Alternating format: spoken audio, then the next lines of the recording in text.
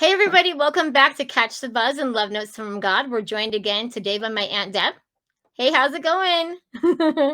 Very And good. she and her husband, they were BYU teachers in China some years ago, and she's going to share with us one of her really faith-promoting stories of experiences that she had while she was there in China. So take it away, Aunt Deb. Sure. Thanks. I do need to give a caveat. I am a member of the church, but this is nothing that the church has put out. And it's not to be considered like gospel truth or anything. The story is true, but it's my story. It doesn't belong to the church. And this story starts out in China, in Shanghai, in a beautiful, beautiful area called Minhang. And in Minhang one night, I better back up just a little bit. About a week before, we had a friend of ours. He was what they call an ABC banana.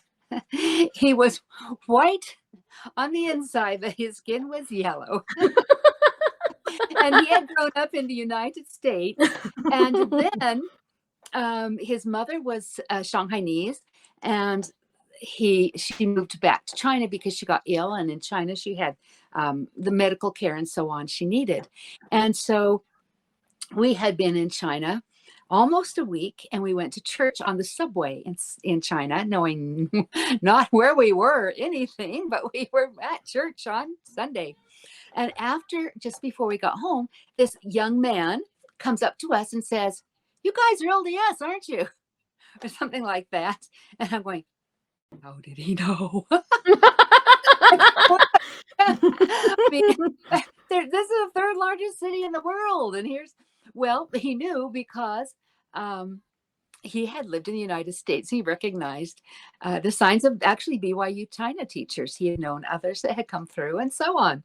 And so we made friends with him. And this particular second year in China, he came up to us one day in December and said, "You need to know how to take the bus home, how to get to the bus station in case you ever miss the school bus." Now, at the end of the night, we'd always catch the school bus home to the other campus where we lived. And I was going, oh, well. And he says, "Come on, let's go. And I'll show you where a good place to eat is and everything else." So, of course, we went. And found where the subway station was. And I thought, well, that's a piece of trivia that I will never need. But I was just figuring, and it probably was true. He wanted us to take him out for something to eat. And he used that as a good excuse. And it was a good one. We had her something to eat and came back. And then the next week, the campus kids were having a Christmas party, and they asked us to come. And of course, we came. Then they gave us all a present. I tucked the present down on my seat. And you'll find a picture of us dancing on the stage to Jingle Bells. And all the kids clapped and made us old people feel young again and everything else. And so it was just fun, college kids having fun. We were doing it. Then afterwards, it was time to leave, and we popped out and started walking to the bus stop. And all of a sudden, I realized I had forgotten my package. I go, "Oh no!" I said, "Honey, you stay here." He was almost at the station. "I'll meet you at the station, and I will go back and pick it up, and then I'll run back." And he says, "Yeah, sure, okay." And I ran back and I grabbed the package. It was still just where I'd left it. Oh, good. And I started going back, and I heard a voice and said, "Professor, Professor, Professor." I looked back, and here was a young man that I had met about a week ago, maybe two. And he had broken up with his girlfriend. Worried. It's so sad and kind of like suicidal. Oh, So wow. I took some time, and I am a counselor, so I just took some time and we talked together. And I did not leave that young man until I was sure he was in a stable and safe place, and that he would make it home, and he would discuss it in bigger depth with his mother. And that was him. And he wanted to talk. And I look at my watch and I'm going, oh no, can we do it? What if we miss the subway? Oh, Jason showed us where the subway is. We will be okay. And so I walked slowly with him and talked with him and did what needed to be done to keep that young man in a safe spot as we continued on our way. Then we missed the subway. And I told my husband, we can do it. We can do it. It was about a mile away, and we were into our 60s, and we ran the entire way, got onto the subway as they were ringing the last bell to call us, and we got home safely. But there was something that was important that was there for me.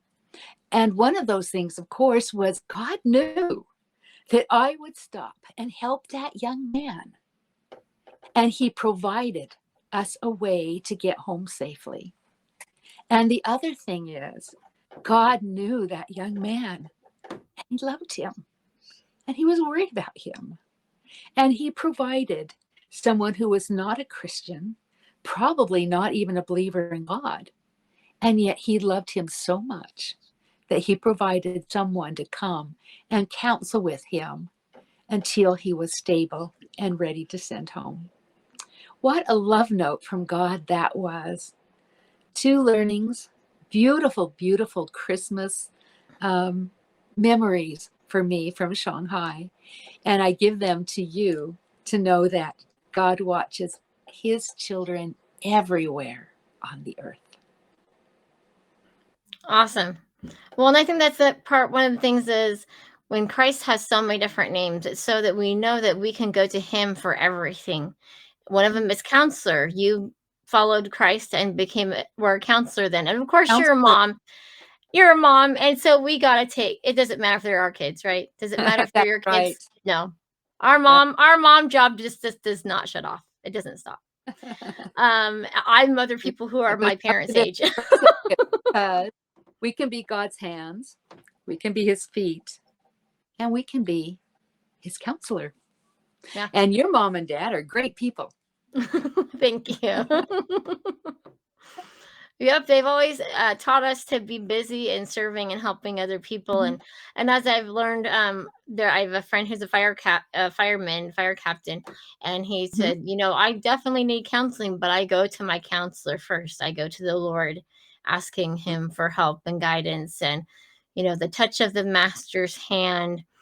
And when we allow him to touch us, we can continue to learn, we can heal, we can help teach other people, have revelation, things that we didn't even know that we knew, because he loves his children enough to give us the words that we need and provide us to interpret language and even be able to communicate in language beyond our own abilities. Mm-hmm. And I know I've heard many stories from different people about that. And as people are missionaries and go out to teach and work, and whether it's called being a missionary or not, we all are disciples, try to be a disciple of Jesus Christ and try to share what we can. But yeah, that's what a great story. And I know I've had that too with people who are in danger of losing their life, whether by themselves or just the choices that they make. Just giving them that little bit of hope, that love note from God. Sometimes it's just that little seed that we're planting, and sometimes we don't see the fruits of that day. It's just those gifts, the gifts that we have to give, and being his arms as well, and that being the shoulder. So. Yep. And sometimes you don't know when the words that you say are going to save a life. And I've had that happen a couple of times. When somebody comes in later and say, "Did you know?" And no, I didn't know. Yeah, I've had that happen many times where they're like, "How did you know?" And I'm like, "I didn't, but God did." God did, yes. Yep. God sent me. Yeah, and sometimes I've said a prayer with somebody and they said, "How did you know that?" And I said, and I'm like, "What are you talking about?" You know? And I've seen The too one that I said, as we follow Christ too, like I said, we will find knowledge that we didn't even know that we had, but also like he'll give us revelation, he will give us personal revelation, sometimes things that help others, but always that help ourselves. But I've just seen that as we recognize the gifts that he's given us during this holiday season for the uh-huh. sacrifices that he's made, the more that we share those gifts with others, the more he multiplies that. We just did the what is that called? The light the world. We Oh, just went like to the light world. the world machines, and I've wanted to go for years, Oh, but we've been sick or somebody's been sick. I couldn't go, and finally the other day I was like, "Hey, we're close, and we're just going." And I love how that's just a small way to help and they all go by community as much as they can because now they have them all over the world, and so they try to oh, serve your yeah. area. And I noticed, maybe you already know this, but they would have, like I think in Ogden, they have 6 or 7 charities, Mhm. and 2 are for the world, and the rest are for the Ogden community.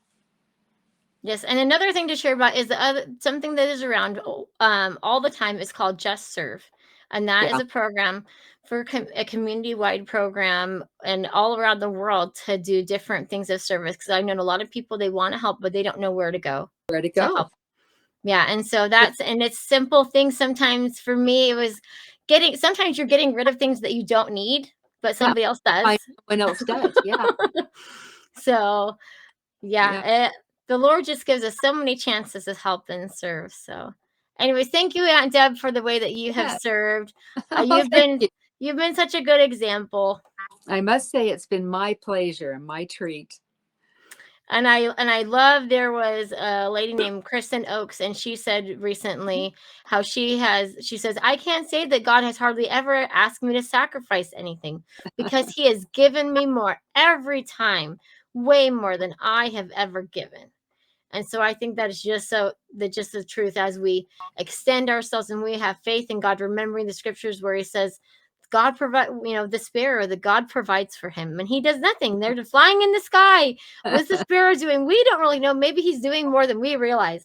But he's like, but that God provides for him, and as we do that, as you've done, here you were able to provide for this young man, Yes, and for who knows how many others was he able to pay that forward to. right, right. You just never know. Yeah. It just remind me of a little tiny story from a couple of days ago. When you think of God being in our lives.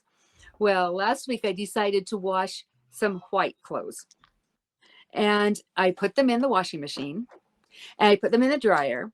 And then I thought some of those clothes were heavy and some were light. I think some of them are dry. So I opened up the dryer door and I took out my dress that I would wear to the temple and my slip that I would wear to the temple because they were dry, and I hung them up. And then I washed the rest of the clothes and dried the rest of the clothes that weren't dry. And I'm actually looking for something here because I might be able to find it. Maybe. So, but little did I know, there we go. In one of my purse pockets was a red lipstick.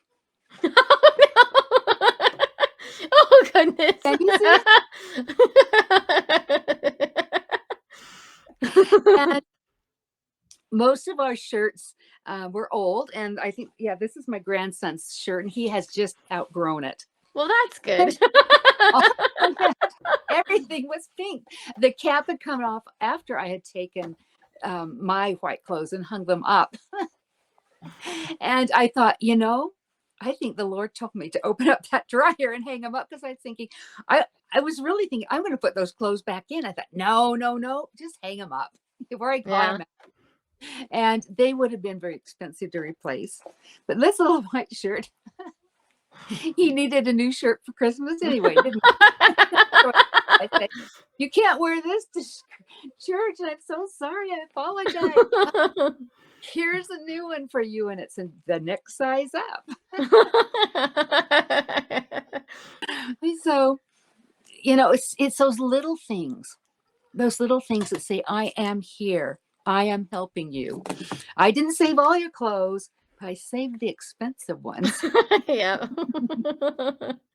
And maybe you need to go buy a few new clothes anyway. Yeah. And my husband, it was a shirt that I've been telling he's got to throw away because it had a dirty collar. And there's no choice. He's got to throw it away now. Thank you. Yes. And I always say that God, he has a sense of humor. I know that he does. I'm sure. Because I said to him, I said, look at all of us. And I'm like, no, that's not a slam on us. I'm like, look, he's our father. Is he not going to be laughing? Come on. That's He's joy. got it. That's joy. You You got know. to have their there too. It's supposed to be a happy place. Right? So there's going to be laughter. But, anyways. So we'll see you later. Well, thank you, Aunt Deb. And thank you, everybody, for watching. Please like, comment, subscribe. And thank you for sharing with us and your stories and testimony and experiences. And you never know who is needing it. And thank you so much. And we'll talk to you later. Bye. Bye.